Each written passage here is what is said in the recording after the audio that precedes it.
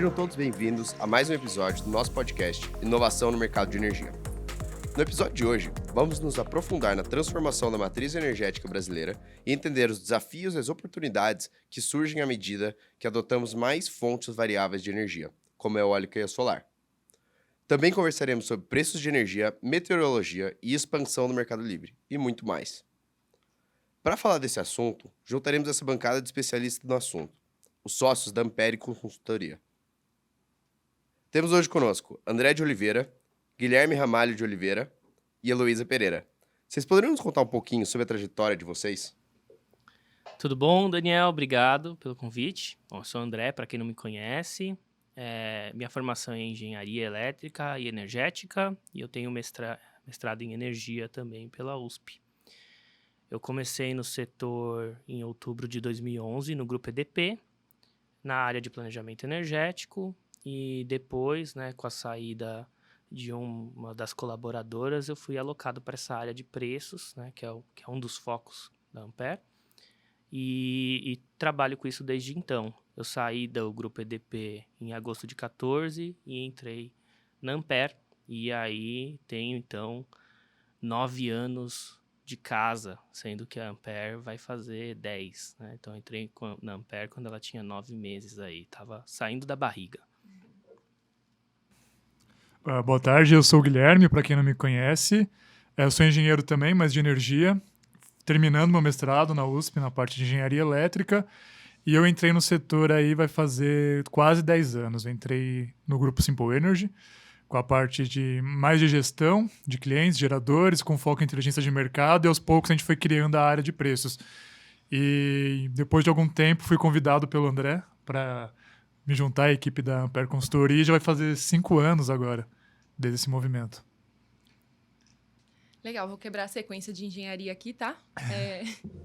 Olá a todos, muito prazer, eu sou a Heloísa Pereira, eu sou meteorologista. Eu queria, em minha defesa, dizer que todo o ciclo básico da meteorologia é igual ao da engenharia, para quem não conhece essa formação. A gente faz todas as físicas, os cálculos, então eu sou formada lá na Universidade Federal de Itajubá. Me formei no ano de 2016 e em 2017 eu ingressei no mercado também fazendo um mestrado em paralelo. Meu mestrado era na área de agricultura, no Instituto Agronômico de Campinas. Um abraço para o meu orientador, Gabriel Blaine. Já vou começar a mandar abraço para as pessoas, porque é a primeira vez que eu participo de um podcast, então. E eu me formei nesse mestrado em 2 anos, mas nesse meio tempo eu já trabalhava na área. Eu trabalhava na extinta Somar Meteorologia. Então, eu atendi um pouco do setor elétrico, mas também fazia muito do agro, muito da mídia. E em 2020 eu tive essa feliz oportunidade de me juntar a esse time, que é totalmente focado no setor elétrico, né? E nas demandas que o Mercado Livre de Energia tem para serem desenvolvidas. E eu fui fazer parte, então, do time de meteorologia, que até então, né, eles tinham um meteorologista lá dentro, ele acabou saindo, eu entrei no ano de 2020, e a gente foi juntando mais gente agora para formar a Ampere Meteorologia. Então, contei um pouquinho de mim e também de como minha história se cruzou com a Ampere Consultoria. Pô, bacana. É um prazer ter vocês aqui pro nosso segundo episódio nesse formato. E vamos começar, conta pra gente com um pouco da história da Ampere. Bom, como eu falei, a Ampere ela tem 10 anos, né? Ela começou com um alinhamento de um período de vida dos 2 sócios fundadores, que é o Bruno e o Felipe, né? Com essa visão que eles tiveram do setor e que ainda ocorre, mas talvez em menos intensidade, de uma forte rotatividade de profissionais. E essa rotatividade foi, inclusive, o que me levou, por exemplo, à área de preços. Foi exatamente essa mesma situação. Então, tinha uma demanda aí que eles enxergaram, uma demanda para realizar análises aprofundadas de planejamento energético, de precificação de energia para as empresas do setor, que ainda estavam... Enfim, já era um setor que estava bastante amadurecido, né? Mas ainda com muito a aprender, né? Ainda com muitos ajustes a acontecer. E isso aconteceu em novembro de 2013. Né? De lá para cá, a Ampere, né, completando 10 anos, já teve contratos assinados com mais de 170 empresas do setor. A grande maioria comercializadoras, mas a gente também já presta, né, e prestou serviços para distribuidoras, prestou serviços para consumidores livres, prestou serviços, né, para geradoras. A gente realmente só não prestou serviço ainda para empresas focadas unicamente em serviços de transmissão, né? Então, a gente já atuou com uma gama grande de agentes do setor. Além disso, teve um período que a gente forneceu treinamento e, considerando desde o começo da empresa, a gente já capacitou mais de 50 equipes, né? São treinamentos que a gente costuma aplicar em loco, focado para pessoas que realmente vão desenvolver as atividades que a gente se propõe a desenvolver dentro da nossa consultoria, né? Então, é um perfil de treinamento direcionado para as companhias, né? Não para as pessoas físicas. E é isso, né? A consultoria agora, ela não é só uma consultoria, ela é uma consultoria e uma empresa de meteorologia. E, na verdade, ela nunca foi só uma consultoria, porque desde a sua concepção ela também foi uma empresa de tecnologia e de desenvolvimento de sistemas. Então, a gente consegue enxergar a Ampere como uma empresa 3 em 1. Uma empresa de consultoria com foco no planejamento energético, uma empresa de meteorologia com foco no setor de energia e uma empresa de desenvolvimento de tecnologias e sistemas com foco no setor de energia. Legal. E me fala um pouco dos produtos, soluções e cases de cada uma dessas atuações da Ampere. Bom, a gente tem, na parte do planejamento, trabalhamos principalmente com relatórios e atendimento, né? Questionamento, tiramos dúvidas e a questão dos treinamentos, capacitação, além de estudos personalizados, né? Estudos que a gente entende que não são feitos de forma ordinária, rotineira, não são acompanhamentos setoriais, são estudos muito pontuais, né? A gente já tivemos alguns casos desse tipo também. Em meteorologia também, acompanhamento meteorológico, só com esse diferencial que é a linguagem do setor, né? Entendendo o que o setor elétrico precisa entender com mais força, né? E o que ele não precisa estar se preocupando tanto. Na parte de sistemas, a gente desenvolveu, primeiro, um sistema que começou sendo voltado às nossas próprias atividades, para ajudar a gente com esses processos de planejamento energético, que é o Horizon, que é um sistema focado em executar as ferramentas computacionais oficiais do setor, que é o New Wave, o Decomp, o Decem. E a gente tem também o Sagace e o Sagace Gestão, que são sistemas voltados agora para os clientes, para quem opera, realiza operações no mercado livre e precisa estar fazendo os seus controles, os ajustes, enfim, né, o gerenciamento desses portfólios e clientes. Acho que é isso. E os treinamentos que podem ser tanto, né, em meteorologia quanto na parte de planejamento também. O treinamento, para mim, está parecendo que é praticamente uma incubação de uma área de preços. É mais ou menos essa ideia? É isso. A gente se propõe a realmente passar o nosso conhecimento e ensinar. E não só ensinar, todos os treinamentos a gente também entregou ferramentas junto, na forma de planilhas ou de scripts mais básicos, para capacitar e permitir que a empresa... A gente já deu treinamento para empresas que estavam começando, então a ideia é tirar ela do zero e levar ela a 100 km por hora, para ela já poder sair fazendo as suas análises. Então, sim. Legal. Bom, antes da gente entrar no assunto de precificação e PLD, seria interessante a gente falar um pouco sobre meteorologia, né? Já que um, inclusive, fundamenta em parte o outro. E por isso eu queria direcionar algumas perguntas para a Heloísa. Primeiro, a gente teve 3 anos seguidos de laninha. Quais foram os principais efeitos? Maravilha, vamos falar então sobre esses 3 anos em sequência, né, desse fenômeno que representa o resfriamento das águas do Oceano Pacífico Equatorial. Eu queria só comentar puxar um gancho para o que o André estava falando, que a gente também tem cursos na área de meteorologia, né, para o setor elétrico, então muita coisa que eu vou falar aqui, algumas coisas mais técnicas, né, muitas vezes o público geral acaba não tendo uma compreensão muito bacana, né? Então, a gente também tem esses cursos nessa área de hidrometeorologia para as pessoas entenderem um pouco melhor como funciona essa questão dos fenômenos e dos impactos de oscilações climáticas e tudo mais no setor elétrico. E aí, nesse sentido, é curioso pensar nesses 3 anos de Laninha, porque foram 3 anos que a gente pode dizer, cada um teve a sua particularidade, e o primeiro foi excepcionalmente diferente dos outros 2, né? O ciclo de período úmido do ano de 2020 para 2021, estávamos em Laninha e foi muito seco, foi o momento em que a gente chegou no ano de 2021 com a crise energética, né, com o PLD lá no alto, bons tempos, né, tô brincando, polêmico dizer isso, mas foi a última vez que a gente viu, né, esse cenário. Quando eu entrei no setor, eu sempre tinha essa ideia, né, de que se precisava dessa segurança energética e tudo mais, e parece que depois de algum tempo choveu bastante para que isso acontecesse, né? Mas lá em 2020 para 2021, que foi justamente o meu primeiro ano no setor, foi uma crise hídrica, né? E o Laninha estava com a gente. Mas o Laninha não era o único destaque no quesito clima, né? Naquela época a gente teve um Atlântico tropical, né? Essa faixa próxima do Nordeste para a gente, muito resfriado. Então, durante o início do período úmido, por exemplo, ele forneceu uma menor quantidade de umidade, que é normal para essa época do ano, para as áreas centrais do país. Então, por isso, foi o primeiro ano de Laninha, foi ruim, né, em relação à qualidade da chuva nas áreas centrais do país. No segundo ciclo, 21 para 22, você vira o cenário de cabeça para baixo.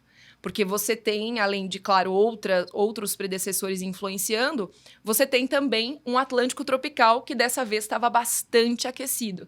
Então, bastante fornecedor de umidade.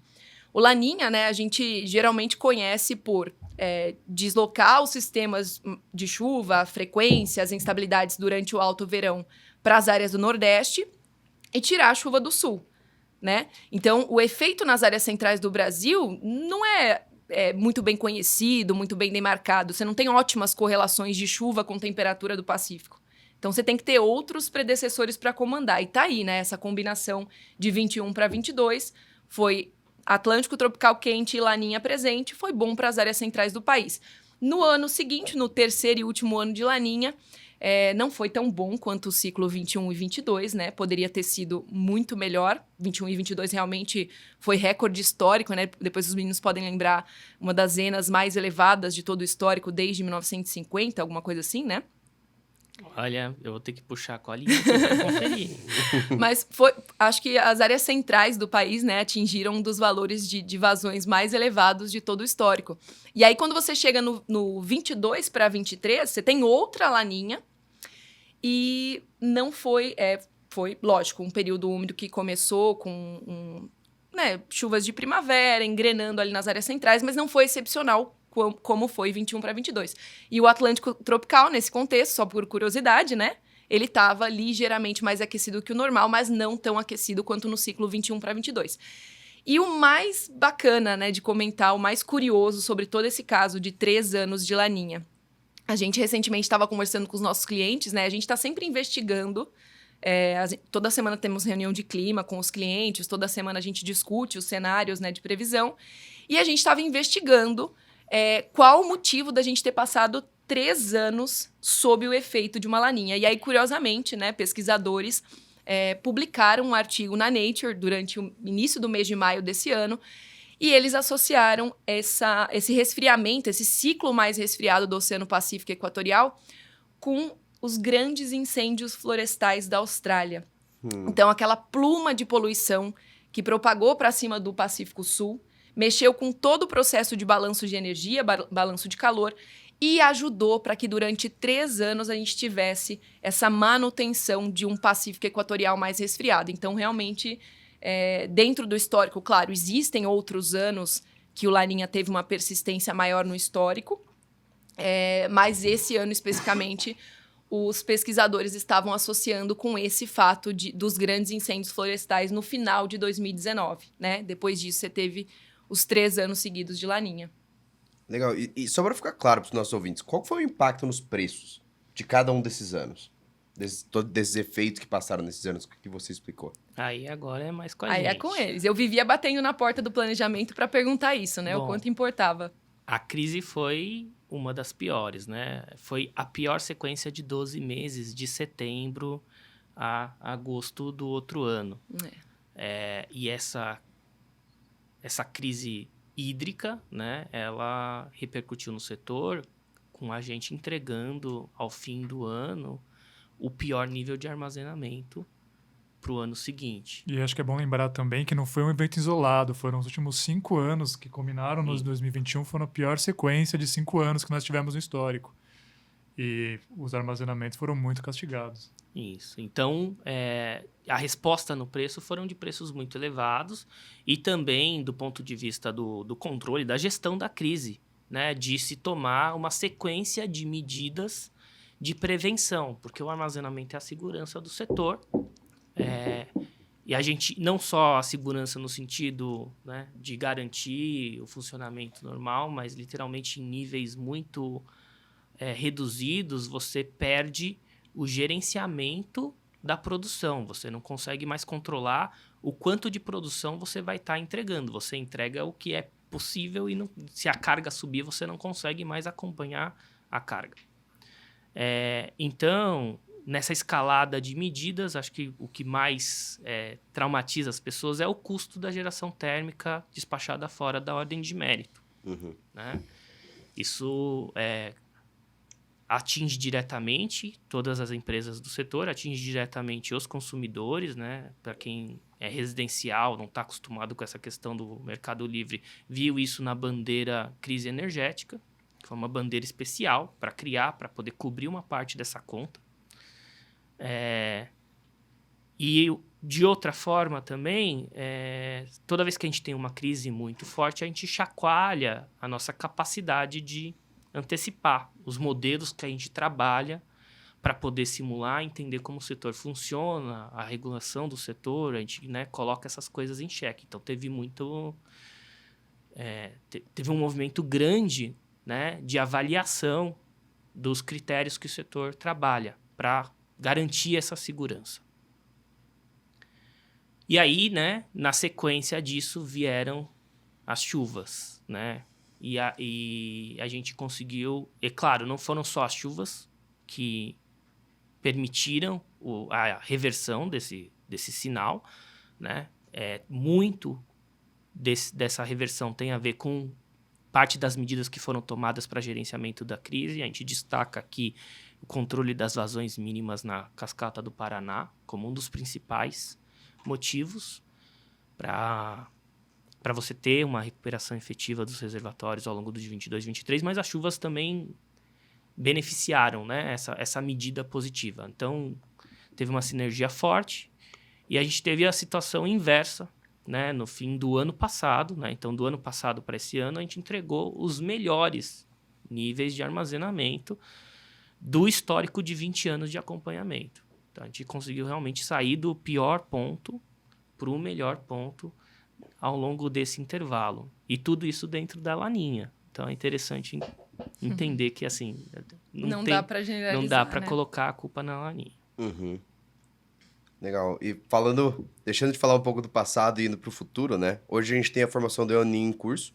E eu queria entender, primeiro, quais devem ser as principais consequências em termos de clima e para o setor elétrico e até quando ele deve continuar. É a mesma história que a laninha, né? A gente, nos nossos calls diários com os clientes, nas nossas conversas, não estamos conseguindo colocar 100% da culpa das previsões no fenômeno El Niño, mas sem dúvida nenhuma, né? É um ciclo climático que depois de 3 anos toma uma forma diferente, tem uma característica diferente e vai trazer os seus impactos também. Mas o El Niño desse ano, ele é acompanhado de 2 outros grandes predecessores que, historicamente, fazem muito mais efeito contrário ao retorno de chuvas expressivas nas áreas centrais do Brasil do que a favor. Então, o que a gente está enxergando hoje, né, até pelo menos final do inverno, início da primavera do ano de 2023, é que áreas da região norte e centrais do Brasil, que nos 2 últimos anos, pelo menos, foram muito beneficiadas durante esse período de meados de ano e início de primavera, claro que no meio do ano a gente não espera uma chuva significativa nas áreas centrais do país, né? Mas a chuva, pelo menos na região norte, ela inicializa ali final de agosto, setembro, você já espera que a chuva esteja fazendo a chamada marcha anual da precipitação. a descida da monção da América do Sul. Então, esses dois termos são muito usados, né? A gente já tem essa expectativa.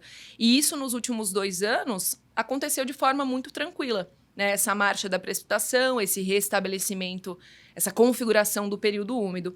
E aí, esse ano, se você somar os efeitos do El Niño, do aquecimento do Pacífico Equatorial, o Atlântico Norte também atingindo recorde de temperatura média histórica, acho que desde 1998, que não se via um junho, né, o nosso mês passado, fechar numa média de aquecimento tão amplo quanto fechou esse ano.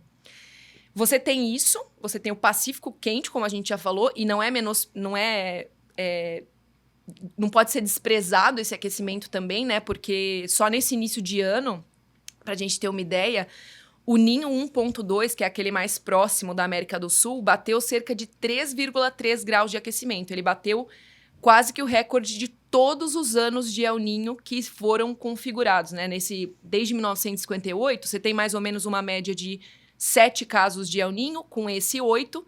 Então, ele ultrapassou esses 7 eventos anteriores no quesito intensidade do 1.2. Aí as pessoas costumam falar, né? Mas é só a região do 1.2. Abre um mapa lá, né, para você ver que não tá restrito o aquecimento a esse quadradinho do 1.2. É uma baita faixa de aquecimento expressivo no Pacífico Equatorial. Então, você tem esses 2 oceanos aquecidos e você tem também, eu acho que esse pode ser considerado o nosso inimigo número 1 das previsões para a primavera de 2023, o dipolo do Oceano Índico assumindo uma fase positiva, que é quando o Índico Oeste está mais quente e o Leste está um pouco mais resfriado. Essa fase mais positiva no histórico, desde 1979, os 6 casos que aconteceram foram monitorados, né, em termos de anomalia de precipitação, foram muito ruins para os meses de setembro, outubro e novembro com relação ao desempenho da chuva. Então, assim, o que a gente pode resumir desse panorama, né, com esses 3 oceanos globais assumindo essas características, Pacífico e Atlântico Norte muito, muito aquecidos, Pacífico Equatorial e Atlântico Norte, e o dipolo positivo é que a gente tem um cenário climático bem diferente, um start para começar essa primavera bem diferente. Outra coisa que eu acho que chama a atenção, não só do mercado de energia, mas da comunidade global, é que esse ano, praticamente, se você bater o olho num mapa de oceanos, tá tudo quente, né? Tá tudo muito aquecido. Então, a temperatura média global já entrou esse julho batendo recorde de temperatura média global. Uhum. Então, uma das implicações, eu acho, também desse ano, da presença desse baita El Niño, né? Ano passado, a gente só não teve esse destaque, deixando bem claro pelos registros históricos de temperatura média global, porque faltava o Pacífico aquecer. Estávamos em Laninha, mas todas as demais porções dos oceanos já apresentaram um aquecimento histórico. Então, esse ano, sem dúvida, além do destaque da falta de chuva para o Brasil, da expectativa, né, de uma primavera com menos chuva para as áreas centrais, também vamos ter esse destaque de temperaturas mais elevadas em grande parte do globo. Legal. E como você falando isso tudo, me dá muita curiosidade para entender como que isso é feito, como que esse acompanhamento é feito no dia a dia. Para nós, de forma bastante resumida, né, a gente faz um compilado de informações publicadas por diversos institutos de pesquisa, geralmente institutos internacionais, né? A gente não tem tantos produtos desenvolvidos, por exemplo, pelo CPTEC e pelo INPE, que são os institutos aqui do Brasil, mas a gente também utiliza algumas informações dos institutos nacionais, mas, em geral, a gente assimila dados de modelos europeus, modelos americanos, e, através disso, a gente consegue compilar essas informações, ter uma noção desses cenários médios, né? E também associar, claro, com a literatura, com os sistemas, as configurações climáticas que vão estar presentes. E aí a gente vai entender o impacto disso. Mas, em resumo, é isso. A gente faz esse acompanhamento principalmente através das informações que a gente obtém de institutos internacionais que publicam essas informações. Legal. Bom, falando um pouco agora sobre o PLD, né? O PLD para esse ano deve ficar no mínimo regulatório, né? Quais são os fatores que explicam essa condição, principalmente dado isso que a Luísa acabou de comentar, de que a precipitação esse ano deve ser menor do que vinha se esperando? Bom, apesar dessa precipitação ser um pouco pior do que nos últimos anos, a gente parte de uma condição muito boa de nível de reservatórios. Então, de um ponto de vista de oferta e demanda do sistema, ainda tem muita oferta. Além disso, não é apenas a hidrologia, né, que nesse cabo de força, né, de oferta e demanda, a gente também tem uma entrada massiva de fontes renováveis ano após ano e uma carga que não está acompanhando esse aumento da oferta. Então, assim, eu diria o principal fator são os níveis de armazenamento, que estão bem elevados, mas a gente também tem uma oferta que, inclusive, ela não vem acompanhada, como antigamente, de um planejamento de expansão. Ela vem, por exemplo, do Mercado Livre. E a carga não necessariamente está acompanhando, não vem junto de essa expansão do livro, ela não vem acompanhada de um estudo de carga, por exemplo. Então, o mercado com oferta, uma carga que não acompanha e um nível de armazenamento muito elevado. Isso faz com que tenha uma boa segurança de suprimento para os próximos meses. O modelo enxerga isso, inclusive, para os próximos anos. É lógico que quando a gente passa, né, para mais de um período úmido, o modelo de longo prazo ele tende a uma média, né, de afluências. Então, para muito longo prazo, a gente não pode falar que vai ser esse piso. Mas para os próximos meses, dada a condição inicial, é muito difícil a gente sair dessa situação. Uhum. Legal. Não é improvável, né? A gente tem alguns cenários que a gente roda que podem sair do piso, mas aí é uma condição hidrológica muito desfavorável. Uhum. Beleza. Então, entrando um pouquinho agora no assunto de PLD e precificação, o PLD, apesar da pouca precipitação que a Luísa comentou, deve ficar no mínimo regulatório ao longo desse ano, correto? Correto. A expectativa é que os PLDs continuem no mínimo. E apesar de parecer contraintuitivo, né, essa questão de ter menos chuva e o preço continua baixo, a questão é que o sistema elétrico ele é complexo e muito interligado. E são diversos fatores que influenciam na formação do PLD.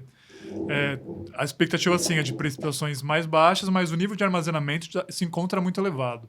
Como a gente não via há anos, né, o André explicou, a gente está agora em níveis historicamente muito altos em todos os subsistemas do Brasil. Isso ajuda, né, a manter os preços baixos, principalmente num contexto que a gente vai entrar agora, daqui a pouco, né, num próximo período úmido, e a gente tem, por exemplo, um subsistema norte que, apesar de ter uma expectativa mais pessimista de chuva, ele tende a ter uma relação de vazão um pouco mais comportada. A gente tem também, para o próximo ano, uma questão que já está aí, né, de ter mais a geração descentralizada, né, a GD, vai começar a compor os modelos na sua expansão. Hoje ela já está, a parte base, né, que a gente chama de base, que é a GD que já está instalada nos telhados pelo Brasil, já consta nos modelos, mas a partir de 24, a expansão dessa GD também vai para compor, então aumentando a oferta de energia nos modelos. A expansão das renováveis também pelo ACL também está se dando de maneira bem acentuada. Isso também força, né, é uma forçante de preços para baixo. E se a gente for pensar desse modo, o eixo, né, norte e nordeste, hoje, eles funcionam como exportador basicamente o ano inteiro. Então, no começo do ano, a gente tem as grandes usinas do norte do país exportando energia para os centros de carga do sudeste. Então, as usinas do Madeira, então Giral, Santo Antônio, temos Belo Monte, Teles Pires, na parte hidroelétrica, né, que força uma flexibilidade hidráulica muito grande no primeiro semestre, né, principalmente no segundo trimestre. E o modelo, mesmo agora, né, ele antecipa essa visão. Né, ele tem um curso da água que reflete essa sobreoferta que a gente vai ter no próximo ano, nesse período. E no segundo semestre, a gente tem uma grande geração eólica. Então, o Nordeste, já de frente do que a gente viu uns 8, 9 anos atrás, que o Nordeste era motivo de preocupação, porque os reservatórios estavam baixos e tinha que exportar muita energia, era sempre flexibilizar o São Francisco para conseguir se manter ali o subsistema estável. Hoje em dia, não. O subsistema Nordeste ele é o exportador de energia, praticamente todo ano, em função da geração eólica e solar também. E a solar também no Sudeste. Então, a gente tem lá o norte do Sudeste com muita expansão solar, que é um movimento que deve se intensificar, inclusive, nos próximos anos. Então, a gente até vê de maneira estrutural uma tendência dos preços caírem. Lógico, a gente não imagina que eles fiquem no piso para sempre, mas estruturalmente tem uma tendência do preço médio ser reduzido. Quanto aos próximos meses, sim, a gente vê o preço muito baixo, perto ali do mínimo. Não é impossível ele sair do mínimo, a gente tem umas rodadas de sensibilidade com cenários muito prejudicados de precipitação. que o preço pode sair do piso, ele pode até chegar no teto, é possível ele chegar no teto. Mas são condições muito extremas e bem improváveis e desfavoráveis. Não são impossíveis, mas improváveis. Entendi. E se o preço não vai descolar do mínimo, provavelmente, e o próprio PLD mínimo em si se alterar? Acho que até antes disso, como que é calculado, como que é formado o PLD mínimo, qual que é o valor que ele está hoje, qual é a expectativa sobre a alteração desse valor mínimo para os próximos anos? Esse é um assunto bem quente, né? O mercado tem se debruçado muito sobre esse tema justamente para essa perspectiva de ficar no mínimo por um tempo. O mínimo virou um foco do setor, como que se calcula. Hoje em dia a regra é relativamente clara, ele é o maior valor entre a TEL da Itaipu, que é a tarifa, né, de otimização da energia de Itaipu, e a TEL das demais usinas. Então é o maior valor entre os dois. E qual que é a lógica, né? Bom, a gente tem um mercado de curto prazo que é uma lógica, né, de preços marginais, preços marginalistas. Só que hoje em dia, nos modelos de otimização, a gente não tem, por exemplo, os custos mínimos de operação de todas as usinas do sistema. Então, as hidrelétricas, por exemplo, que se entende que são usinas até marginais na maioria dos casos, mesmo quando não é preço PLD mínimo, elas costumam ser as marginais. Mas, de um modo geral, quando o preço está baixo, as usinas hidrelétricas são as marginais. Só que o modelo hoje ele não é preparado para ter esse custo mínimo. Então, o que se faz é de uma maneira de fora dos modelos. A ANEEL, que é o órgão regulador, ele estipula qual que é esse PLD mínimo e chegou nessa conclusão que, como são as hidrelétricas, então o PLD mínimo ele é o maior valor do custo marginal ali, mínimo de operação dessas usinas hidrelétricas. Acaba sendo a usina de Itaipu ou as demais usinas. Então, esse custo de Itaipu ele é basicamente formado por 3 componentes, que são royalties, porque o Itaipu é uma usina binacional, então tem a parte brasileira e a paraguaia, e tem a questão da construção da usina, a área alagada, os custos ambientais nos municípios. Então, ela tem uma parte de royalties, que tem que ser pagos, tem uma questão de cessão, porque ela é metade brasileira e metade paraguaia, mas o Paraguai, hoje em dia, ele não consegue usar toda a energia que ele tem direito. Então, o Brasil ele tem esse direito, né, de ter o resto. O que o Paraguai não usa, o Brasil consegue. Inclusive, é outro ponto de discussão, porque o tratado venceu esse ano, vai começar a ser discutido esses tratados, mas hoje em dia o Brasil tem direito ao que sobra do Paraguai. Só que isso que sobra, né, é incorporado, que o Brasil usa do Paraguai, é incorporado à tarifa. E tem uma pequena taxa ali de administração, que é em torno de 5% do custo dessa TEL. Então, é basicamente 40% de custos de cessão e o resto ali, praticamente 50% de royalties. E essa usina, além de tudo, essa tarifa, esse custo ele é dolarizado. Então, dependendo da variação do dólar, essa tarifa fica mais alta, mais cara. Então, desde ali de um pouco antes da pandemia, que o dólar subiu muito, essa tarifa também teve uma majoração. Então, basicamente, hoje a gente está nessa faixa ali dos quase R$70, que são essas componentes. Só que é interessante também, que foi um ponto de discussão do ano passado, por ser dolarizada, ela tem um ponto lá no tratado e a regulamentação do tratado que trata da inflação americana nesse custo. Como que essa inflação ela é tratada na tarifa de Itaipu. Então, a princípio tem uma parte meio lógica e normal de mercado de inflação, você atualiza com a inflação verificada, traz para o valor presente com base na inflação. Então, passa o ano, atualiza 12 meses de inflação, é um índice, está então normal que você atualiza essa tarifa. Mas por ser uma tarifa, foi entendido, né, como tudo tarifário, ela também traz uma projeção de inflação. Então, não só inflação verificada, mas se projeta uma inflação para os próximos 12 meses e ela incide sobre a tarifa sobre a TEL, que, por conseguinte, no PLD mínimo também. Então, até é engraçado que a gente vê uma movimentação até de ter espaço para reduzir o PLD mínimo do próximo ano. Justamente porque no ano passado, a projeção de inflação era muito alta, da americana. Porque a projeção de inflação, ela usava como base a inflação observada. A gente teve uma inflação americana muito gigante no ano passado. Sim, atípica. Ela faz uma média entre a inflação de produto, né, da produção e da inflação do consumo. E a inflação de produção de mercadoria dos Estados Unidos ao longo dos últimos 2 anos, ali em 21 e 22, foi muito alta. E ao se usar essa mesma base como projeção, o PLD mínimo ficou muito majorado, no caso dos R$70. O que a gente está vendo para esse ano agora, entre segundo semestre de 22 e primeiro semestre de 23, uma inflação muito mais baixa. Então, você vai substituir uma projeção que era algo muito alto, se não me engano, 14% média, né? Por algo muito mais baixo. Então, se você tem... E o dólar está caindo um pouco também em relação ao ano passado. Então, a tendência, né, que a gente está vendo é desse PLD mínimo cair um pouco para o próximo ano. Isso é bem interessante. O que passa na minha cabeça é um pouco de até que ponto você conseguiria usar, por exemplo, derivativos de dólar ou derivativos de inflação americana como um hedge para esse tipo de cenário acontecendo. Porque se existe um impacto direto sobre o PLD mínimo, talvez exista alguma composição aí que pudesse ser utilizada de maneira a redear risco para os geradores que estão olhando para um PLD caindo ou para um PLD mínimo subindo. Além disso, tem também a questão de que se está se discutindo mudar completamente essa forma de calcular o PLD mínimo, né? E com diversas alternativas que já foram elencadas, né? Algumas melhores para uma parte de agentes e outras melhores para outra parte de agentes. Então, tem um setor de agentes que pleiteia não haver mínimo, deixar o preço ir a zero.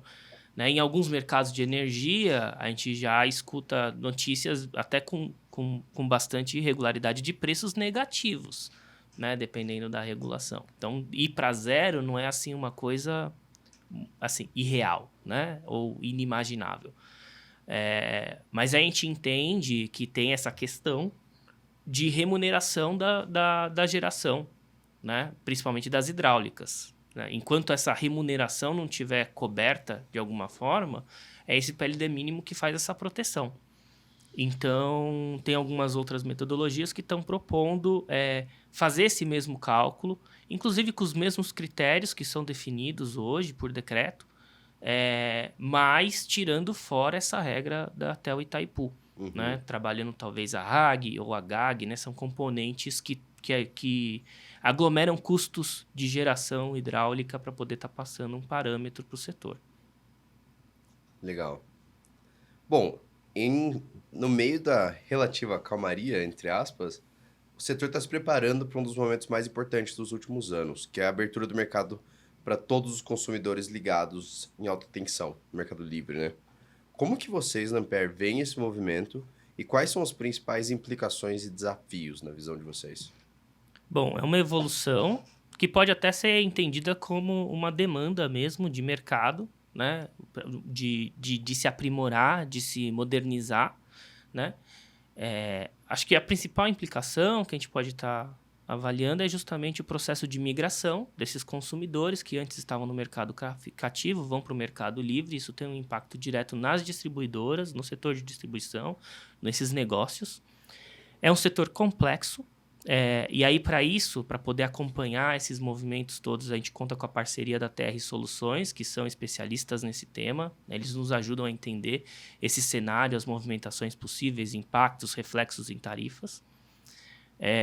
Bom, e para além disso, né, dos impactos na distribuição, tem também a necessidade de ajuste nos modelos e nas ferramentas que as empresas mesmo, né, comercializadoras, gestoras, enfim, agentes do setor usam para gerenciar e para controlar essas operações que vão estar acontecendo num ritmo mais acelerado, com um fluxo maior, né, do ponto de vista de número de operações, mas com volumes progressivamente reduzidos, porque são consumidores que também, né, têm um tamanho menor, né, um nível de consumo menor, e você precisa se adequar, você vai precisar ter um processo forte de adequação para poder lidar com esses consumidores, que inclusive precisam ser educados.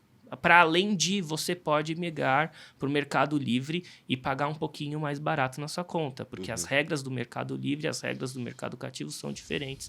Eles vão precisar entender, então, qual que é o campo de futebol que eles vão estar entrando a partir de agora. Legal. E vocês, inclusive, lançaram recentemente uma plataforma, né? O Sagace Gestão, que endereça um pouco dessas dores. Você pode falar um pouquinho sobre isso e apresentar para os nossos ouvintes? Isso. O Sagace Gestão, então, é um sistema que ele está focado no atendimento dessa demanda, né? No controle, registro, ajuste, modulação, medição dessas operações.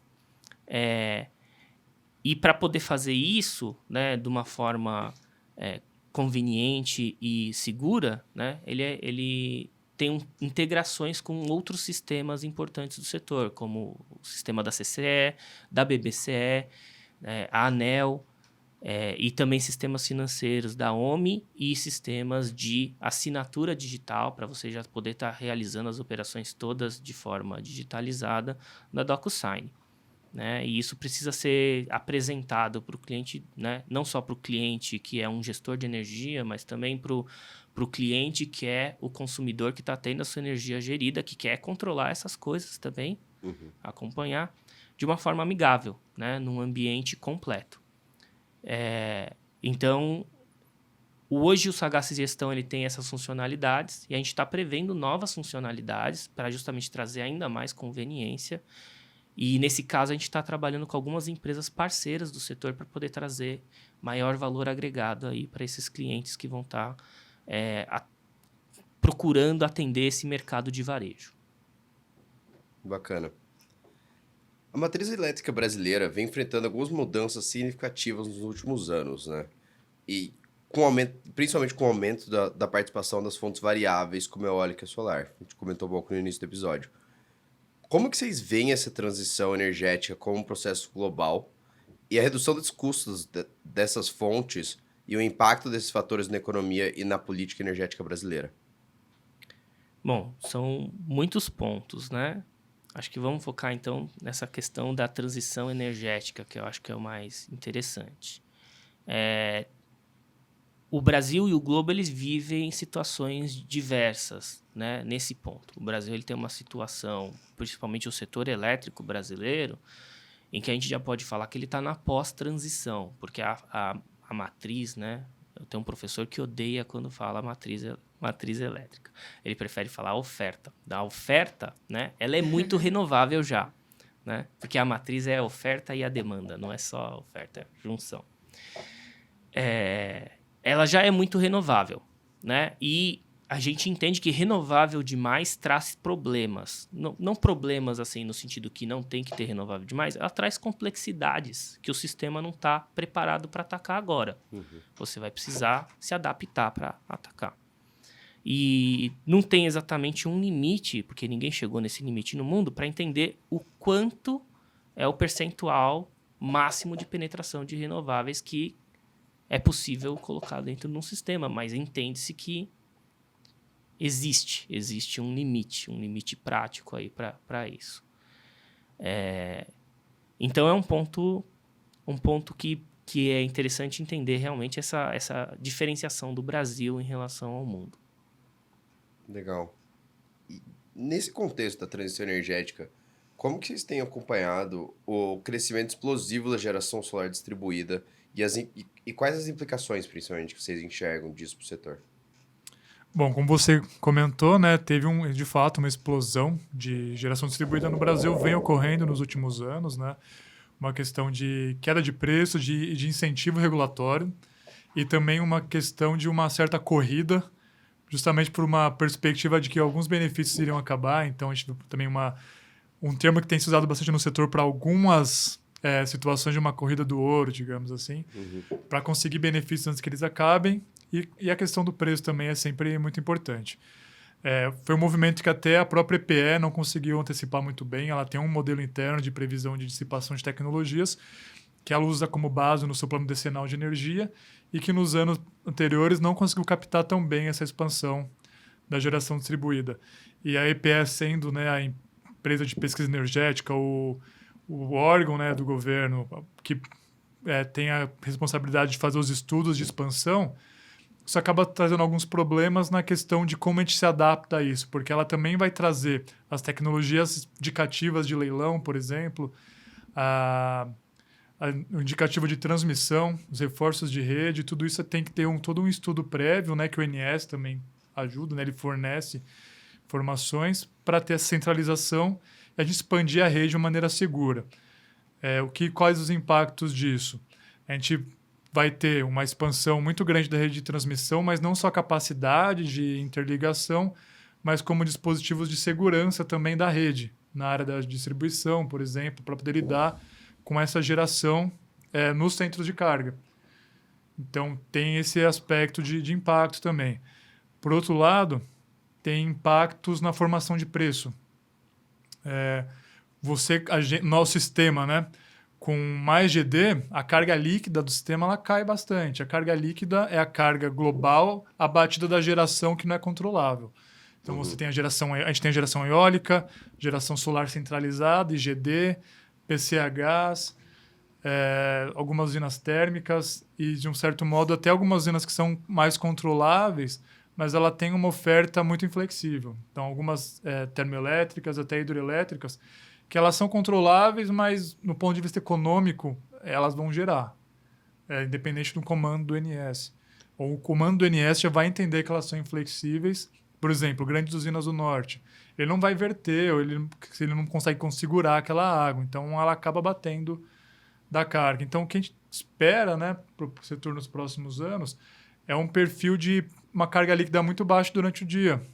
A gente vai ter uma geração solar muito alta, uma carga líquida muito baixa, e ela retoma no final da tarde, né, durante a noite, e ela volta a cair ao amanhecer. Então, tem um rebatimento na carga do sistema, tem um rebatimento no PLD, no preço. Então, a gente espera que para os próximos anos um preço tende a ficar até mais baixo durante o dia, ele volta com força, né? Ter uma precificação mais alta no entardecer. Isso, é lógico, depende da hidrologia também, como os níveis de reservatório estão. Mas a tendência é essa, preços baixos durante o sol, horas de sol, e preços mais altos no final do dia, até durante a noite, que é algo um pouco contraditório do que a gente tinha antes, né? Preços mais baixos à noite e mais altos durante o dia. Uma curiosidade sobre isso, né, que a gente ouve em algumas reuniões agora do operador, é que antes a gente tinha a caixa d'água do Brasil, né, o quadrilátero dos reservatórios. Agora eles chamam de caixa solar. Então, realmente entra nisso que o Guilherme está falando, dessa substituição, né, desse atendimento da carga pela geração solar, principalmente. E aí a gente volta para a questão dos requisitos, né, do sistema de transição. Porque a gente fala de carga, energia, e a gente está olhando assim, períodos longos, o próximo mês, o próximo ano. Mas quando a gente fala de segurança do setor, essa segurança ela acontece agora, né? Quero saber se a rede está equilibrada agora. Carga e geração estão batendo, tem que ser idêntico agora. Então, nesse período em que a geração solar está entrando, você tem uma rampa descendente de carga líquida que o sistema tem que atender e você tem que conseguir desligar as usinas do sistema acompanhando essa rampa, naquela hora. E a mesma coisa acontece no fim da tarde, que você vai ter que ligar de volta essas mesmas usinas ou outras acompanhando aquela rampa. Isso passa a ser um requisito que você tem que entender se você tem um parque adequado para atender essa rampa na velocidade que ela acontece. Inclusive, um caso que é super interessante dessa mesma situação, que é um estudo do que aconteceu na Califórnia com a passagem do eclipse, né? E ele foi um caso de sucesso, porque eclipse é uma coisa que você consegue prever com bastante antecedência, né? Quando que ele vai acontecer, que horas que vai ter o ápice, que horas que começa, que horas que termina.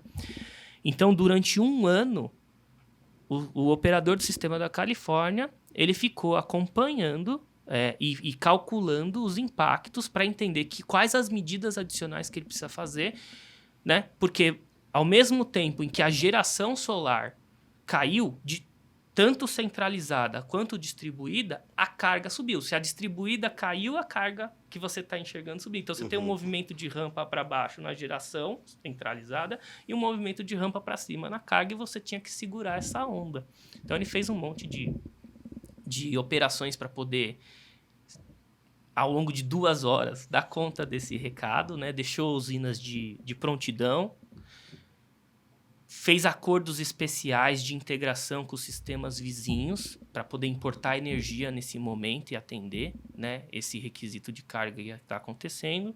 E foi um caso super de sucesso de acompanhamento de uma situação, né, desse tipo. É um pouco extremada, mas mostra o que pode estar acontecendo no futuro no setor do Brasil também, com o aumento dessa penetração da geração distribuída e centralizada solar. É engraçado até assim que a Califórnia é um dos países pioneiros, né, nessa integração de recursos distribuídos solares. e alguns dos primeiros a utilizar o termo da curva do Pareto, que é aquela curva da carga líquida. E hoje em dia já tem algumas pessoas chamando de curva do Canyon, porque cai tanto que zera ali embaixo e depois sobe. Bem absurdo, assim. Não absurdo, mas que alguns anos atrás a gente não estava... A gente antecipava esse movimento, mas não uma maneira tão brusca. E como o André comentou, isso leva a requisitos que o operador tem que antecipar, o planejador tem que antecipar, porque esse requisito tem que estar lá quando a gente precisar, não... E, às vezes, pode demorar para você ter essas tecnologias ali. Então, tem que antecipar um pouco esse processo regulatório para ter um modelo de mercado que consiga atrair essas tecnologias, consiga acomodá-las, né, de uma maneira interessante financeiramente, lógico. E tem que ser planejado isso. A EPE no PDE, hoje em dia, ela já aborda o tema flexibilidade, né, que é algo que sempre foi preocupação dos setores elétricos. Ele só está um pouco mais em evidência agora, mas sempre foi preocupação. E ela traz isso nos estudos, mas a questão da rampa, por exemplo, não é algo tão explícito. Ela se preocupa, tem capacidade horária para atender, mas não é só ter capacidade, mas é ter capacidade em tempo hábil. Não adianta nada eu ter uma usina que ela eu consigo alcançar em termos nominais ali a potência que eu preciso, mas a rampa, né, para chegar daquilo em 1 a 2 horas, não tenho. Então, são várias tecnologias, né, que a gente dispõe para tentar chegar nessa flexibilidade. Eu não sei se vocês acompanham os mercados europeus, principalmente, mas apesar de eles terem uma penetração muito menor de renováveis do que o Brasil, me parece que os problemas que as fontes intermitentes trouxeram lá são mais significativos do que aqui. Queria entender se isso é verdade e se sim, por quê. O Brasil, como o André comentou, ele é uma situação um pouco diferente porque a gente tem muita hidrelétrica na nossa oferta. Não vou usar o termo matriz que o professor do André não gosta. A nossa oferta de energia, porque a fonte hidrelétrica ela é naturalmente muito flexível. Então, ela consegue adaptar mudanças, fazer o segmento da curva de carga. Ela já faz isso hoje em dia, ela já faz isso há muitos anos no Brasil, o segmento da curva de carga. Então, a gente já tem uma gordurinha ali de flexibilidade que a gente está usando hoje em dia, inclusive, porque a expansão de solar já está muito forte. A gente não está tendo problema de rampa hoje em dia. Teve um exemplo muito bom de rampa de carga é Copa do Mundo. Quando a gente pega ano de Copa do Mundo, o Brasil é um país que gosta muito de futebol, são as maiores rampas de carga que a gente tem assim, são jogos de Copa que tem jogo do Brasil. É algo assim que a carga cai muito durante o jogo e ela sobe quase que instantaneamente quando o jogo acaba. Assim. Ou no intervalo. Ou no intervalo. E é quando o INS tem mais, assim, desafio para lidar com essa carga. A gente nunca teve problema de desabastecimento do Brasil durante... É o eclipse brasileiro. O eclipse brasileiro é a Copa do Mundo. Só que a gente está falando de um contexto de a gente ter quase 40 GB de GD daqui, sei lá, 8 anos mais ou menos, que é o horizonte do PDE. E mais de 10 GB de energia solar centralizada, muito mais, na verdade. Isso é o plano do PDE, mas a gente tem de custe assinado ali quase mais de 30 GB de usinas de geração variável. Pedido de outorga está ali na casa dos 180, se eu não me engano. Lógico que tem um equilíbrio de mercado que nem tudo vai conseguir viabilizar ali. Uhum. Mas é bem provável que essa geração solar do PDE também centralizada fique subestimada.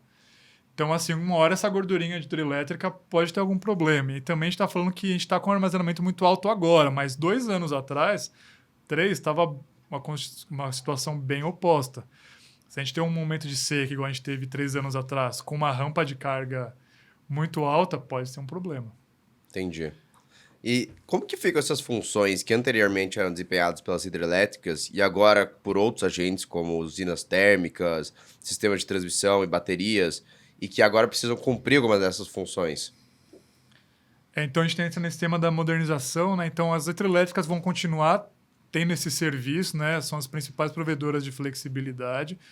Só que a gente tem pouca hidrelétrica entrando no sistema, né? As últimas que entraram, elas são usinas mais a fio d'água, são usinas grandes, só que mais a fio d'água. Num horizonte horário, elas até conseguem ter com controle. Então, Belo Monte é um bom exemplo, né? Uma grande usina a fio d'água, em escala semanal também, mas em escala horária ela consegue fazer uma curva de carga ali, ela sai de uma geração muito baixa de manhã e ela atende um pico de geração no final da tarde. Mas ainda assim, frente a toda a potência dela, é um controle limitado.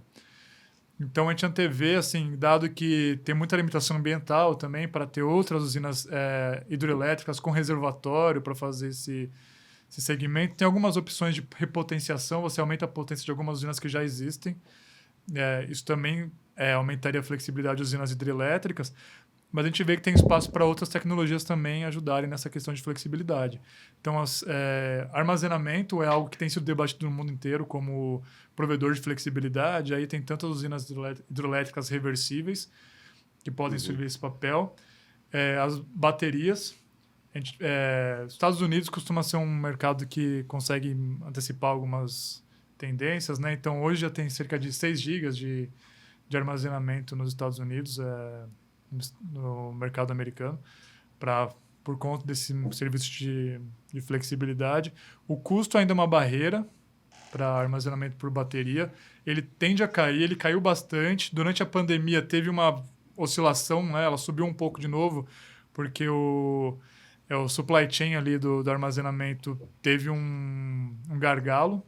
Então, até o custo na verdade, de armazenamento subiu um pouco ano passado, mas no longo prazo a gente vê que esse custo tende a cair.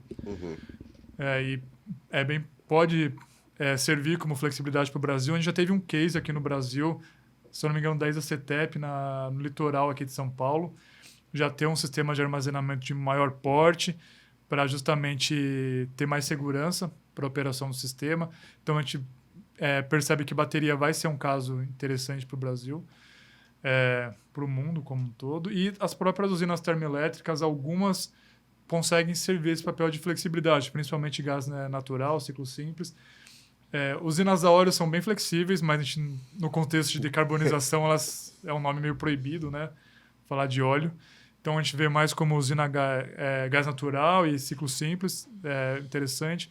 O próprio sistema de transmissão, e tem algumas tecnologias de transmissão que chama de FACTS, né, que são Flexible AC Transmission Systems, que ajudam nesse controle de você conseguir levar energia de blocos de energia de regiões mais afastadas para os centros de carga. Então, existem vários tipos de tecnologia nesse sentido.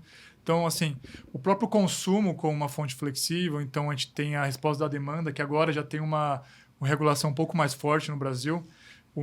Teve um caso bem importante que foi na crise.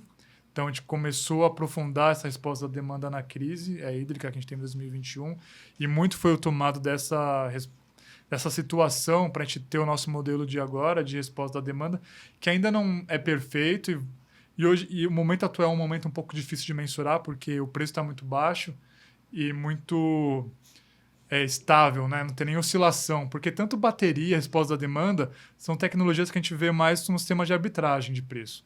Então, se o preço está muito estável o dia inteiro, as semanas, você acaba tendo pouca margem nessa arbitragem, né? O mercado de energia, como só sinal de preço, ele acaba não trazendo isso. Aí precisaria também dos mercados ancilares, uma regulação que possa incentivar a flexibilidade, porque flexibilidade é um produto, e todo produto precisa de um incentivo de preço para ser viável. Até mesmo o hidrogênio ele pode ser encarado como uma bateria, né? Você aproveita o excesso ali da eletricidade, produz hidrogênio, armazena aquela energia de forma química e depois você recupera eletricidade ou qualquer outro produto que você queira fazer com aquele hidrogênio no momento que você quer, de forma flexível, despachável. Então, assim, soluções são muitas mesmo, para falar a verdade, né? É a viabilidade, né?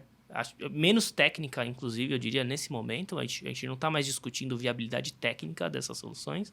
A gente está discutindo realmente viabilidade econômica, as fases finais, ou então, né, o ajuste regulatório para permitir que aquilo floresça como uma unidade de negócio.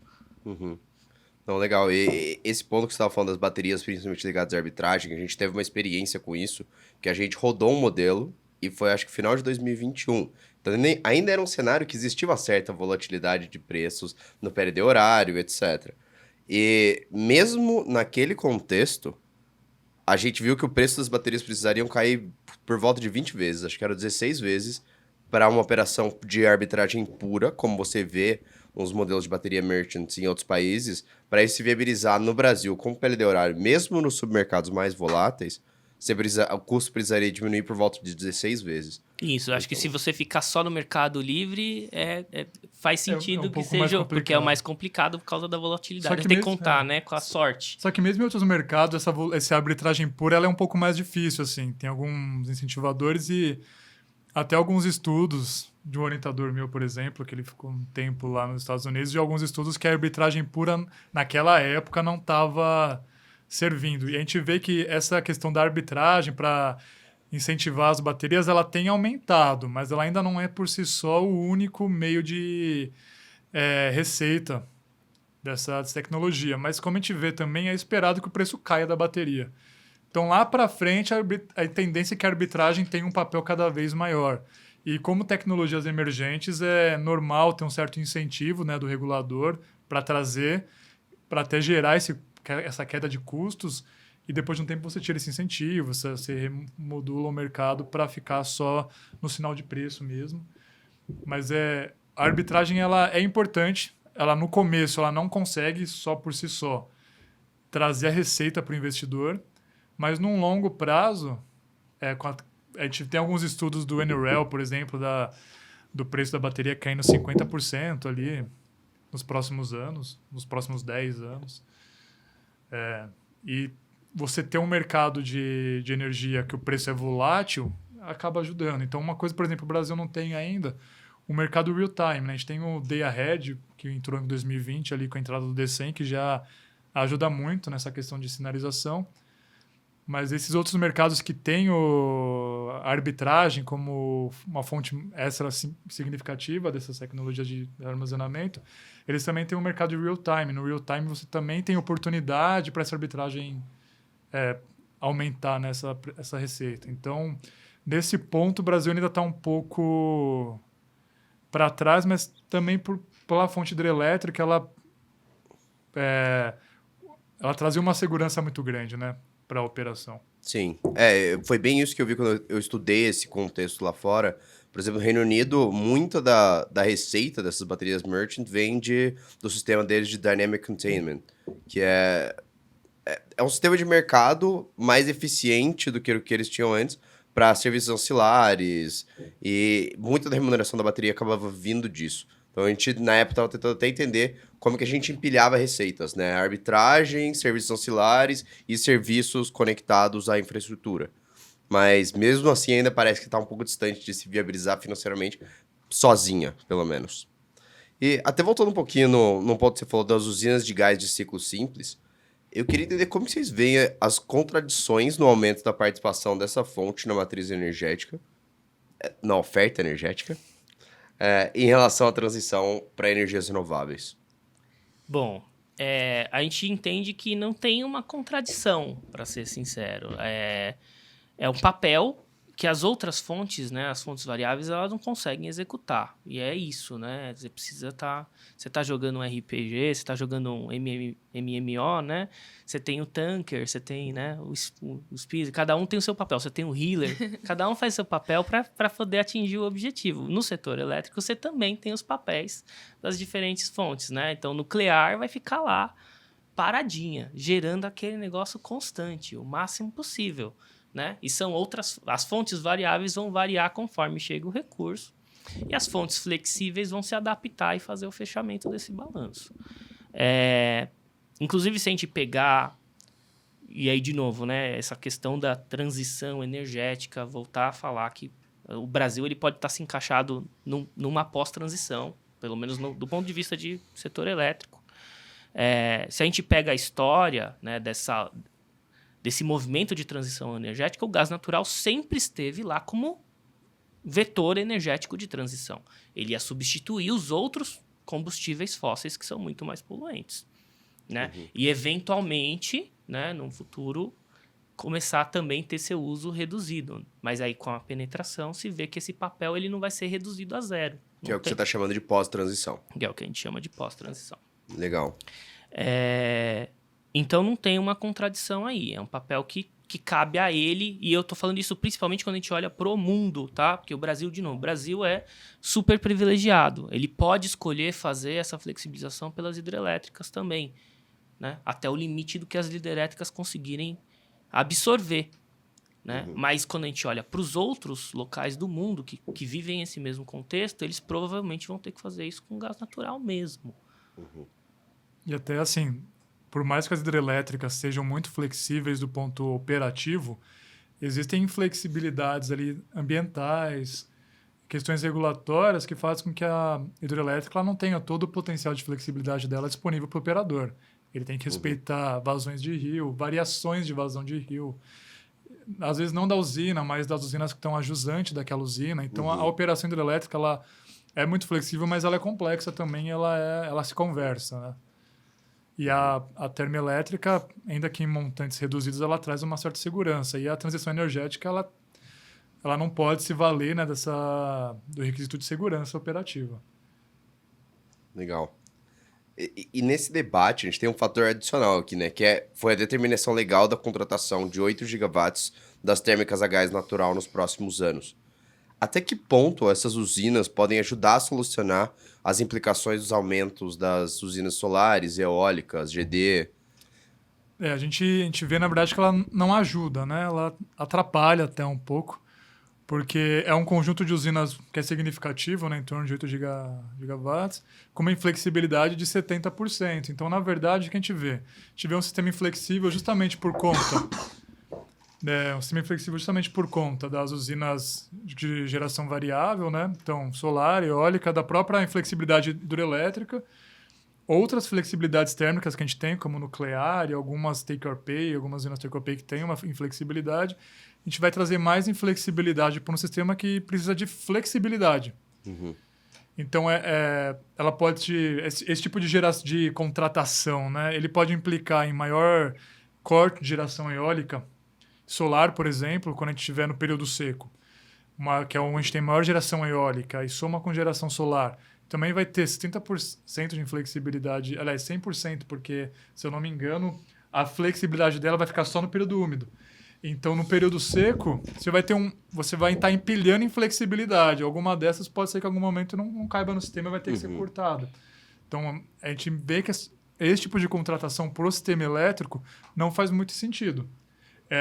Pode fazer algum sentido para criar um mercado de gás natural em regiões que ainda não o tem, mas o ponto o sistema elétrico ele é todo interligado, ele é complexo, e por isso que tem um planejador de longo prazo desse sistema. Então, simplesmente por uma emenda parlamentar que não trouxe esses estudos todos de uma maneira sistematizada e todos os pontos da cadeia, a gente vê, por não ter esse planejamento mais a fundo, a gente vê mais como um problema do que como uma ajuda ao sistema. Ela pode ser interessante no momento de crise. Então, se olhar para 2021, se tivesse aquela contratação, seria uma contratação mais barata do que as termoelétricas que foram acionadas lá em 2021. Mas de uma visão de longo prazo, a gente vê que não faz tanto sentido assim contratar térmicas inflexíveis. Principalmente dado o contexto que vocês explicaram aqui de perspectivas para os próximos anos, sobre contratação e um bom armazenamento. Sobre oferta. Sobre oferta, né? A gente tem uma sobre-oferta e uma sobre-oferta que já é inflexível, né? E que a gente precisa para o sistema justamente trazer mais controle, né? No que for possível controlar. Mais recurso. Mais recursos de flexibilidade. Entendi. Bom, essas térmicas têm sido muito criticadas pelas entidades que representam consumidores pelo seu custo, que é bem elevado, e a falta de gasodutos para transportar o gás para o interior do país e o risco de aumento de encargos. Como que vocês enxergam essas críticas? Faz sentido para vocês? Quando você olha o processo que foi implementado, a necessidade de compra obrigatória, você entende, né, que é isso. Estão tentando, na verdade, usar o setor elétrico, né, como base para começar o serviço de gás natural nessas regiões onde o gás natural não chegou. Esse é o papel que foi estabelecido lá. É por isso que, por lei, está definido que vai ser implementado em locais que não tem esse sistema de gás, né? Acho que o principal ponto é isso. Fica incompatível com os objetivos do setor. Como um plano, é um plano. Pode dar certo, pode trazer o gás para essas regiões? Pode. Né? Mas vai ajudar também o setor elétrico? Não, o setor elétrico está sendo usado aí só é um step. Né? É um step para esse que é o objetivo real que está por trás nesse processo. E por conta disso, acaba ficando inadequado. E realmente, né, é um step que implica numa conta, um aumento de conta para o setor elétrico, para um aumento de conta no setor de gás, porque esse gás que vai chegar lá, ele também, né, vai precisar de investimento, né, vai ser vendido e tal. Então, também vai gerar mais contas lá. Então, é uma lógica ruim, né? É uma lógica de direcionamento forçado, né? Não é uma lógica de livre mercado. O gás não está chegando lá porque existe uma demanda para gás, né? O gás está chegando lá porque você colocou por lei que você tem que fazer Quase isso um acontecer. imposto, né? Isso até pensando no consumo do mercado de energia, que não tem crescido tanto, em partes por conta da GD, em partes por outros motivos econômicos, você tem uma carga que não acompanha esse tanto de geração que está sendo expandida. Isso tem implicações também, por exemplo, para algo que dá até pesadelo para algumas pessoas do setor, que é o GSF. Então, o GSF, se você tem uma carga estável não que ela vai continuar crescendo, mas que não acompanha essa geração inflexível, porque é solar, é eólica, é termoelétrica do Jabuti, que o pessoal chama, né? A carga não está crescendo tanto quanto essas usinas. Então, o GSF, assim, ele tende a aumentar esse impacto para as hidrelétricas. Principalmente como a geração inflexível ela tem um papel de forçar o preço para baixo. Justamente porque é uma geração que ela está batendo da carga. O preço muito baixo é basicamente para poder as hidrelétricas, né, atender o que sobra de demanda, e esse que sobra é cada vez menor. E a garantia física das usinas pode até ser reduzida, mas tem um limite também, regulatório ali. Então, a tendência do GSF fica cada vez pior, mais pressionado. Isso pode ser ruim para as hidrelétricas, pode ser ruim para os consumidores também que assumem o risco hidrológico. Então, tem uma pressão tarifária aí também desse GSF cada vez mais pressionado. Entendi. Eu queria abordar também com vocês o papel vital do sistema de transmissão nesse novo cenário. Como que a Ampere vê esse papel considerando as demandas emergentes e como que esses sistemas podem evoluir para enfrentar os desafios do futuro?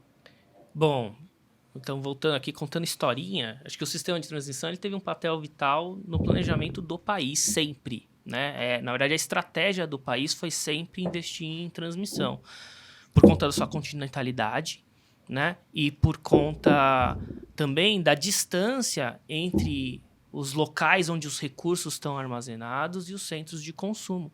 Então, a transmissão sempre foi o veículo que fez essa ligação e que fez a integração desses recursos ao longo do país, inclusive procurando aproveitar a complementariedade dos ciclos, né? Então, você tem o ciclo hidrológico do Sudeste, você tem o ciclo hidrológico do Norte, que tem um pouco de atraso, você tem o ciclo hidrológico do Sul, que já não está exatamente em fase com nenhum deles, né? Um pouco menos regular. Você tem a produção de biomassa com uma safra bem estabelecida ali do período de abril a novembro, que também complementariza com o ciclo hidrológico. Você tem as eólicas no Nordeste, que costumam entregar energia mais no segundo semestre e menos no primeiro semestre, que também complementariza com o ciclo hidrológico. Então, a transmissão sempre teve esse papel, né? Esse não é um papel novo, ela só está continuando com esse papel. Agora, ela tem desafios novos, né? E aí, eu acho que o Gui complementa com esses desafios aí.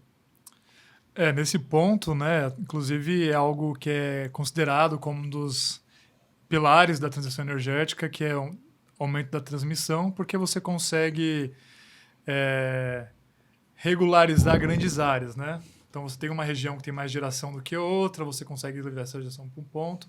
E na geração renovável, o que a gente tem de desafio hoje é tanto pegar esse bloco de energia do Nordeste e do Norte e do Sudeste, trazer para o centro de carga. A gente tem, por exemplo, para o segundo semestre já desse ano, a gente está esperando um outro leilão, já teve um primeiro leilão alguns dias atrás, que teve um êxito muito grande, todos os lotes leiloados com deságio de 50%, um investimento estimado ali de 15 bilhões. Mas tem mais um leilão estimado para esse ano, por exemplo, com um bipolo novo do Nordeste para o Sudeste, justamente para trazer essa energia. Os bipolos, né, anteriormente, eles eram mais estudados quando a gente queria trazer uma grande usina hidrelétrica, né, para um centro de carga. Então, para Belo Monte, um bipolo, para Madeira, bipolo, Itaipu, bipolo. Agora a gente está construindo bipolo para trazer energia renovável do norte, nordeste do Brasil para os centros de carga. E além da questão da transmissão, né, da energia, a gente tem a questão do reforço da transmissão para o tipo de geração que a gente vai ter, tanto no centro de carga, né, quanto nos mais afastados. O tipo de tecnologia utilizado para gerar energia, ele acaba trazendo necessidades diferentes de reforço da rede elétrica também. Então, os reforços de transmissão também estão vindo nessa linha. E tem mais um terceiro leilão também grande que está sendo estimado, se não me engano, para o primeiro semestre de 2024. Então, toda essa expansão de renovável ela também está trazendo, né, para o Brasil um grande investimento de transmissão, que tem que ser analisado, que é importante ser analisado quando a gente fala, né, desse custo da renovável. Ela tem um custo baixo, de fato, mas também acho que é interessante trazer a perspectiva do custo para integrar essa geração centro de carga. Assim como muito se falou, quando tinha grandes hidrelétricas, né, a serem instaladas, elas tinham um custo baixo, mas elas tinham um custo de transmissão atrelado que não ficava tão claro, né, não era somado. Então, hoje em dia, a gente acho que é interessante, né, quando a gente fala no preço da energia renovável, nesse preço de integrar ela para o sistema também, tem que entrar na conta. Bacana. E para a gente finalizar, eu queria voltar um pouco no assunto de baterias. O que na visão de vocês falta para elas se tornarem uma realidade viável e eficiente na rede elétrica brasileira? Olha, então, puxando de novo também, né? É realmente a questão do custo que ela tem. Acho que o principal fator é esse custo que impede ela ter a viabilidade quando você coloca ela em algumas situações específicas, né? Então, no Brasil, a EPE levantou, né, um número aproximado, mas que desse custo, 74% é imposto, né? E em algumas aplicações que ela estava identificando a viabilidade, não colocando ela, né, em arbitragem, mas comparando ela já na rede de distribuição, né, com as tarifas, né, de distribuição, se esse custo total, que hoje é cerca de R$4.000, né, por quilowatt-pico, se ele cai pela metade, ele já consegue ter viabilidade em algumas distribuidoras, né? Você já poderia estar usando essas baterias como entrega para consumidores que têm tarifa branca, por exemplo.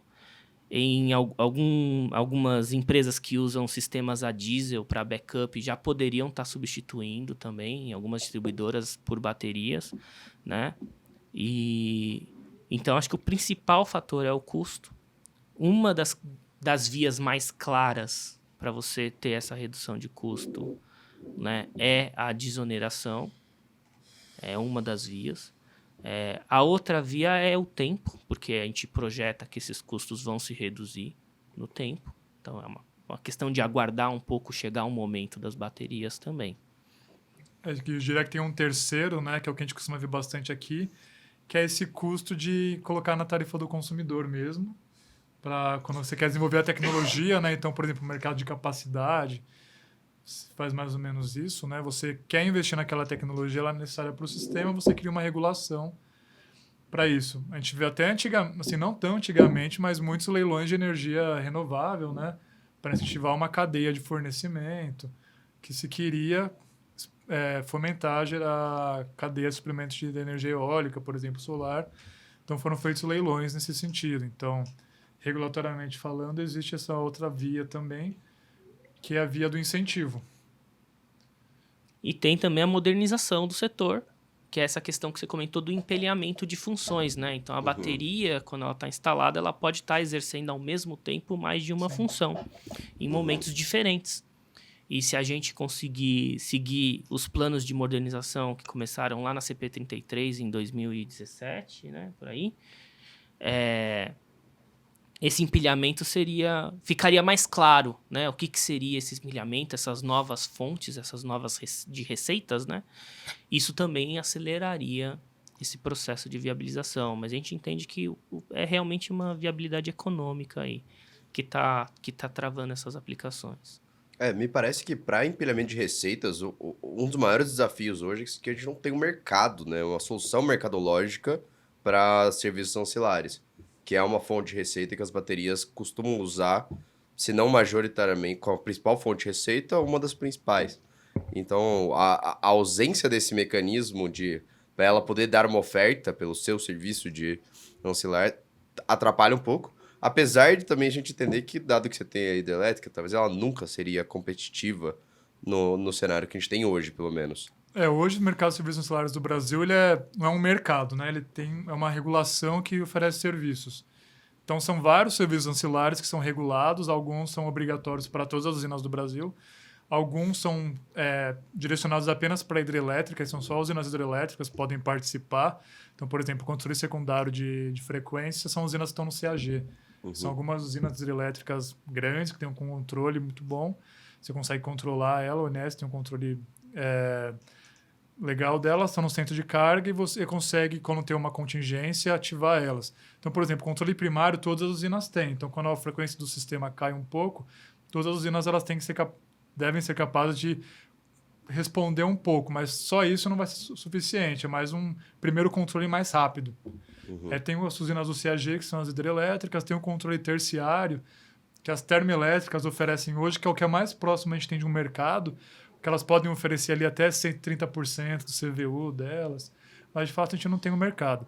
O próprio conceito de mercado ele é polêmico, né? Todos os mercados que têm um mercado de serviços ancilares entra muito na questão de desenho de mercado, né? Então, por exemplo, tem mercados que só tem mercado de energia. O Texas, por exemplo, é um desses, né?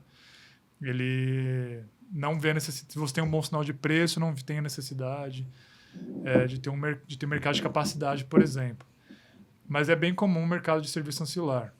É algo bem, bem frequente. Nesse conceito de ter um mercado de serviço ancilar, aí entra a questão da competitividade. Hoje em dia as hidrelétricas elas são bem competitivas nesse cenário. Mas elas mesmas, elas pleiteiam na ANEEL novas modalidades, inclusive de serviço ancilar, porque com a mudança do setor, né, elas têm desempenhado serviços que hoje não são remunerados. Né? A operação de liga e desliga, por exemplo, foi um pleito na última consulta pública que a ANEEL fez de serviços ancilares. As hidrelétricas reclamaram, a gente está prestando muitos serviços, a gente está ligando e desligando muito mais do que estava previsto. Isso é uma tendência de todos os mercados e como a gente vai tratar essa questão de bom serviço ancilar. Inclusive, essa última CP da ANEEL ela não teve muitos desdobramentos reais, assim, mas se levantou muita coisa, né? E, inclusive, o INS, hoje em dia, né, depois dessa consulta pública, ele tem uma liberdade de ter ambientes regulatórios de teste, né, que a gente chama de sandbox regulatórios, que ele pode criar algum produto ali, avaliar numa caixa de teste, né? E a gente imagina que isso deve acontecer. O INS deve usar desse sandbox para testar algumas soluções. Mas é isso, no Brasil está muito embrionário essas discussões. O próprio armazenamento, a ANEEL começou ano passado, né, um roadmap para ver o que é importante no sistema de armazenamento, o que precisa ter de regra, o que não pode ter, né, que tecnologia que entra. Uhum. Então, tanto o serviço ancilar, armazenamentos, estão do ponto de vista do planejamento da regulação, mas eles estão um pouco embrionários ainda, não estão totalmente desenvolvidos. Bacana. Bom, para a gente encerrar nosso episódio, eu queria saber a visão de vocês e da Ampere sobre quais são as principais tendências e previsões para o futuro da oferta energética brasileira e o papel que diferentes atores e a tecnologia desempenharão nesse cenário em evolução. Bom, quando a gente olha o planejamento não indicativo, né, ou seja, né, sem a política de diretriz energética de estímulo de novas pontes e tal, a gente vê que o principal aumento do ponto de vista da oferta realmente é a micro e mini geração distribuída. E o segundo maior aumento, depois disso, são as fontes variáveis, né, de energia eólica e solar. Tem uma retração de térmicas, mas é porque tem algumas térmicas que estão com contratos vincentes, né? Então o pessoal está assumindo que depois que se encerrar a vigência, né, a princípio não vão ser recontratadas. E, de novo, acho que o principal é a carga, né?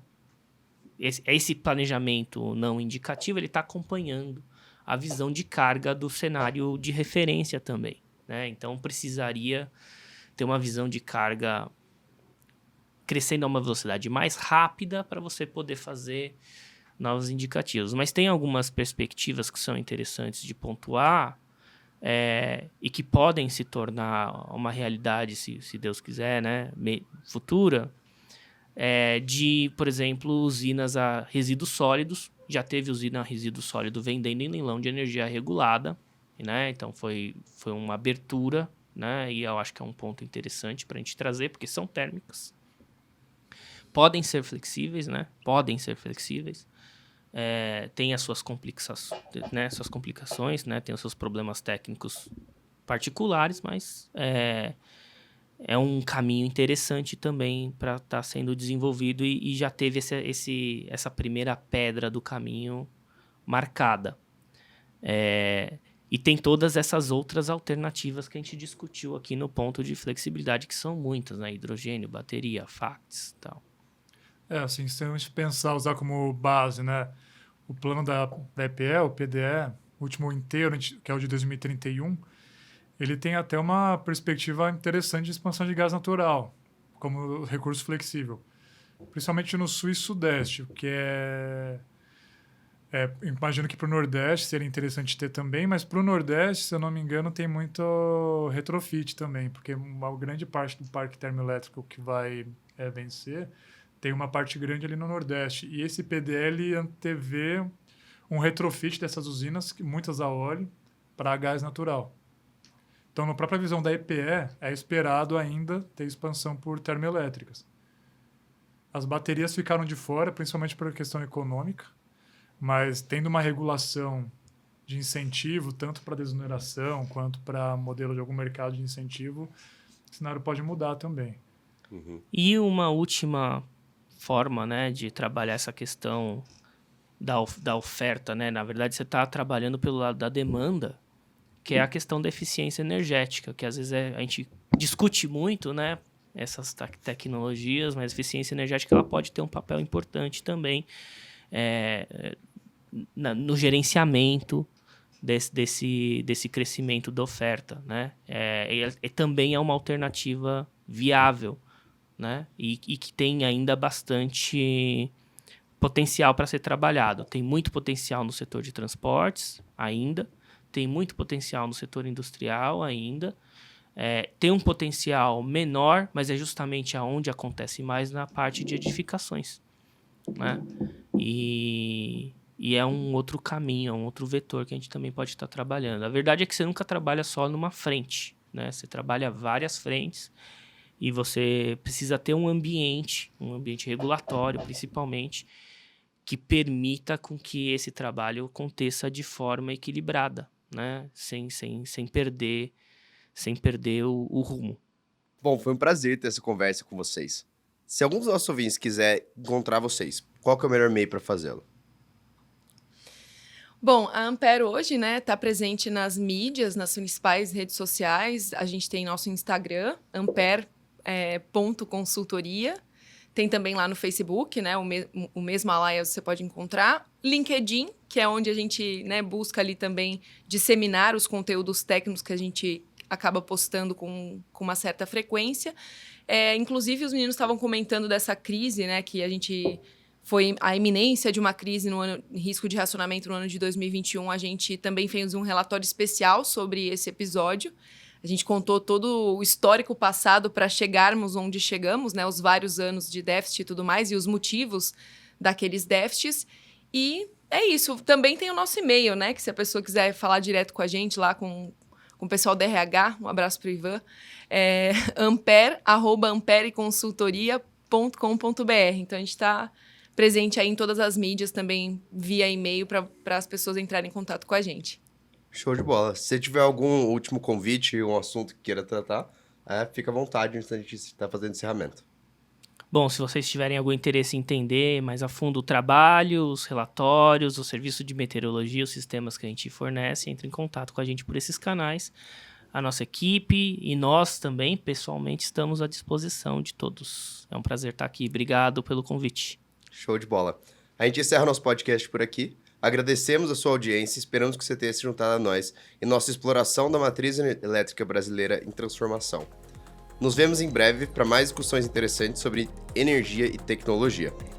Se você quiser participar ou tiver alguém para indicar para o nosso podcast, fique à vontade para nos contatar em nossas redes sociais. Tudo que criamos aqui na Navarra é feito com e para o mercado de energia. Um abraço e até a próxima.